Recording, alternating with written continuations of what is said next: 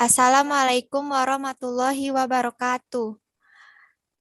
Kami dari kelompok bobot jenis zat cair dan zat padat yang beranggotakan saya Syakila Devia Putri, ada Yolanda Saputri, Pega Oprativanda, dan Silvi Yunisara. Di sini kami akan mempresentasikan hasil laporan praktikum kami yang berjudul Penentuan Kerapatan Zat Cairan dan Zat Padat. Tujuan dari praktikum kami adalah agar dapat menentukan kerapatan dan bobot jenis bermacam-macam zat cairan dan zat padat. Dasar teori. Kerapatan merupakan massa per unit volume suatu zat pada temperatur tertentu. Sifat ini merupakan salah satu sifat fisika yang paling sederhana dan sekaligus merupakan salah satu sifat fisika yang paling definitif. Dengan demikian dapat digunakan untuk menentukan kemurnian suatu zat.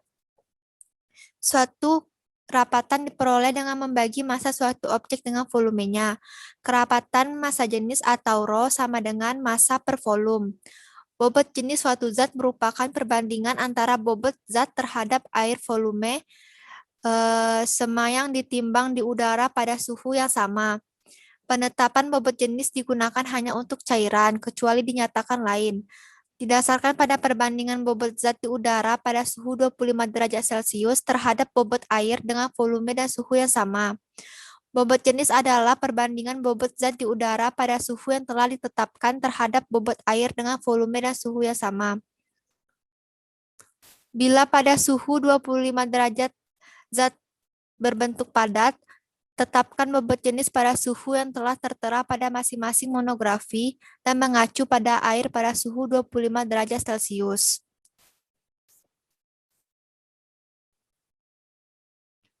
Monografi bahan sesuai Farmakope Indonesia. 1. Etanol 96% dan 70%. Pemberian cairan yang tidak berwarna, jernih, mudah menguap dan mempunyai bau yang khas. Kelarutan sangat mudah larut dalam air, dalam kloroform dan dalam eter. Etanol memiliki bobot jenis 0,8119 sampai 0,8139. Gliserol. Pemberian cairan yang berupa sirup, jernih, tidak berwarna, tidak berbau, manis, diikuti rasa hangat. Kelarutannya dapat tercampur dengan air dan etanol 95%. Gliserin memiliki bobot per mili 1,255 sampai 1,260 sesuai dengan kadar 98% sampai 100%. 3. Aseton.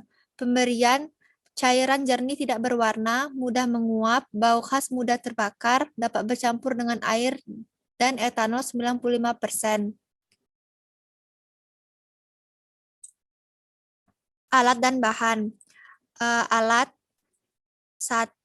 Neraca elektrik, 2. Piknometer dan termometer, 3. Tisu, 4. Beker gelas, 5. Lap atau serbet, 6. Corong. Bahan etanol 70%, etanol 96%, gliserin, aseton, kelahar, seng, dan tembaga. Prosedur kerja. 1. Penentuan volume piknometer pada suhu percobaan. 1. Siapkan piknometer kosong yang telah dibersihkan dan lap hingga kering. Timbang piknometer kosong dengan tutupnya. Isi piknometer dengan air hingga penuh, kemudian tutup. Bersihkan air yang tumpah pada piknometer dengan tisu, lalu timbang. Lihat suhu pada piknometer lalu catat. Dilihat tabel berapa kerapatan air pada suhu percobaan yang digunakan. 2. Penentuan kerapatan dan berat jenis zat cair. 1. Siapkan alat dan bahan yang akan digunakan untuk praktikum. 2. Timbang piknometer kosong yang telah dibersihkan dan catat hasil penimbangan. 3. Masukkan etanol 70% ke dalam piknometer kosong hingga penuh. Kemudian masukkan termometer untuk mengukur suhu. 4. Kemudian tambahkan kembali etanol 70% hingga penuh, kemudian tutup dan bersihkan etanol yang tumpah pada piknometer dengan tisu. 5. Timbang piknometer yang berisi etanol 70% lalu catat hasil penimbangannya. 3. Penentuan kerapatan dan berat jenis zat padat. 1. Siapkan alat dan bahan yang akan digunakan untuk praktikum. 2. Timbang piknometer kosong yang telah dibersihkan dan catat hasil penimbangan. 3. Kemudian timbang zat padatnya yaitu kelahar dan catat hasil penimbangan. 4. Masukkan air ke dalam piknometer kosong, kemudian tutup dan lap hingga kering. 5. Timbang piknometer yang berisi air, lalu catat hasil penimbangan. 6. Siapkan beker gelas di bawah piknometer untuk menampung air yang tumpah. Masukkan zat padat atau kelahar ke dalam piknometer yang berisi air. 7. Kemudian masukkan termometer ke dalam piknometer untuk mengetahui suhu air yang telah ditambahkan kelahar. 8. Lalu tambahkan air sedikit dan tutup. Sebelum ditimbang terlebih dahulu lap sampai kering. Timbanglah piknometer yang berisi air dan kelahar dan catat hasil penimbangannya. Untuk data dan hasil pengamatan akan dibacakan oleh Yolanda. Selanjutnya ada data dan hasil pengamatan. Di sini dapat dilihat bahwa nomor 1 dan 2 ada ukuran piknometer, PK ditambah air sama berat air sama volume piknometer. Nah, dapat dilihat bahwa di sini di 25 di piknometer 25 mili itu PK-nya 26,2619. PK ditambah air diperoleh data dengan jumlah 52,6260, berat air 26,3000. Diperoleh data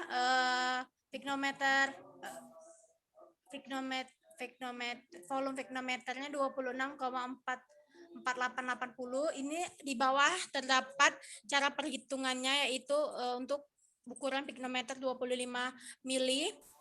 Perhitungannya PK sama dengan 26,2619 gram, PK ditambah air sama dengan 52,6260 gram, bobot air sama dengan PK ditambah air dikurang PK sama dengan 52,6250 dikurang 26,2619 diperoleh hasil 26,3641 gram dengan suhu 27,2 derajat Celcius dan pro air sama dengan 0,9 piknometer air sama dengan 0,99532.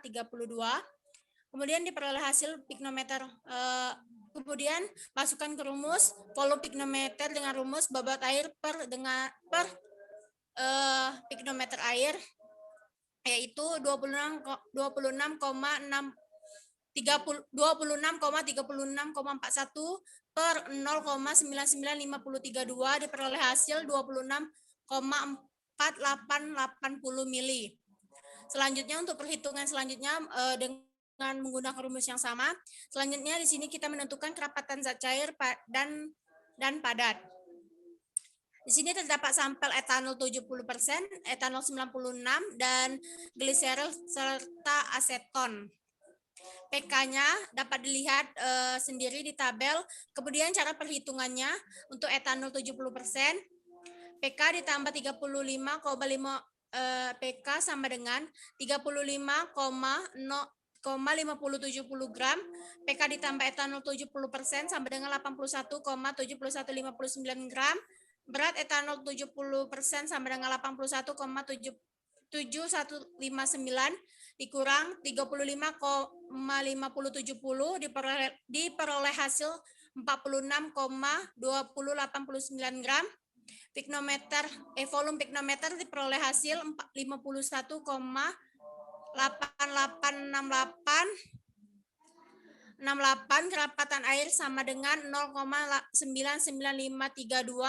Kerapatan etanol 70% diperoleh dengan rumus berat etanol per volume piknometer, yaitu 46,2089 per 51,8868 diperoleh hasil 0,8905 gram per mili. Selanjutnya untuk perhitungan etanol 96 gliserin maupun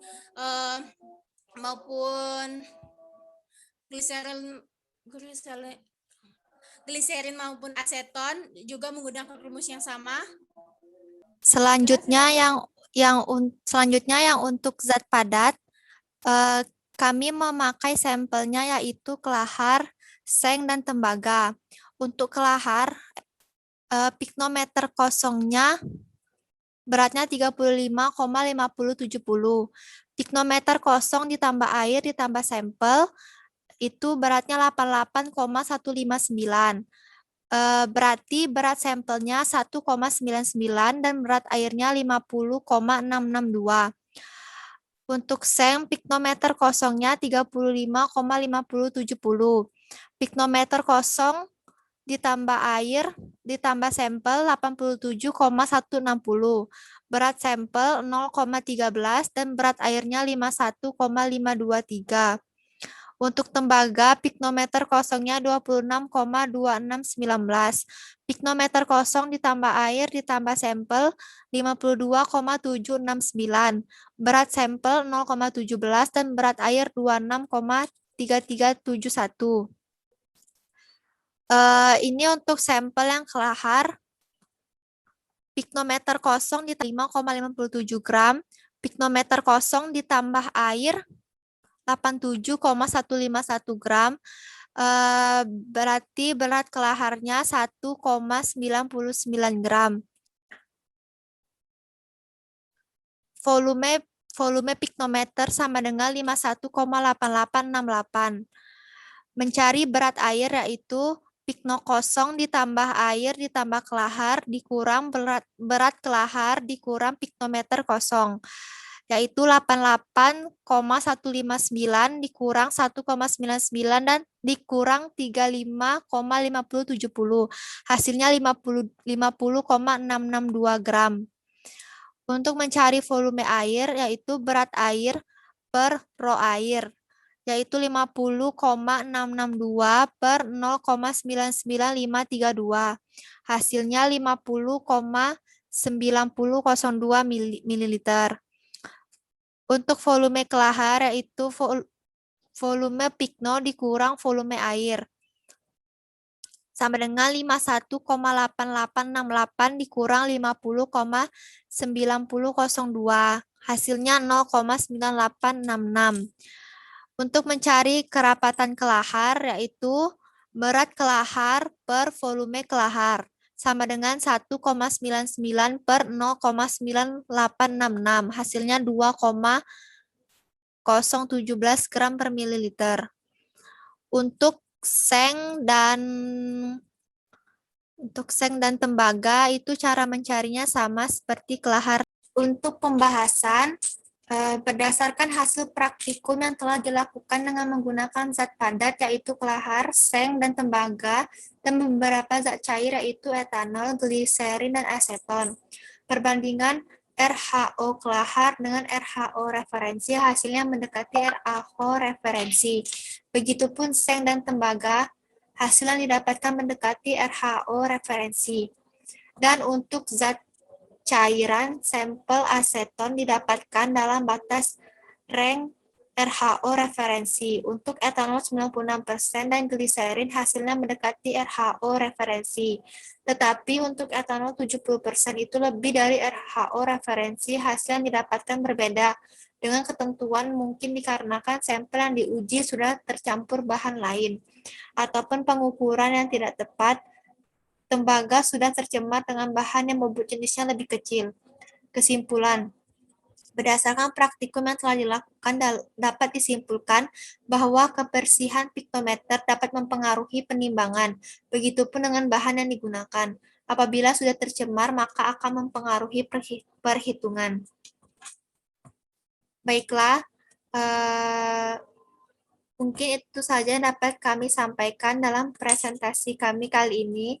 Lebih dan kurangnya kami mohon maaf. Wassalamualaikum warahmatullahi wabarakatuh.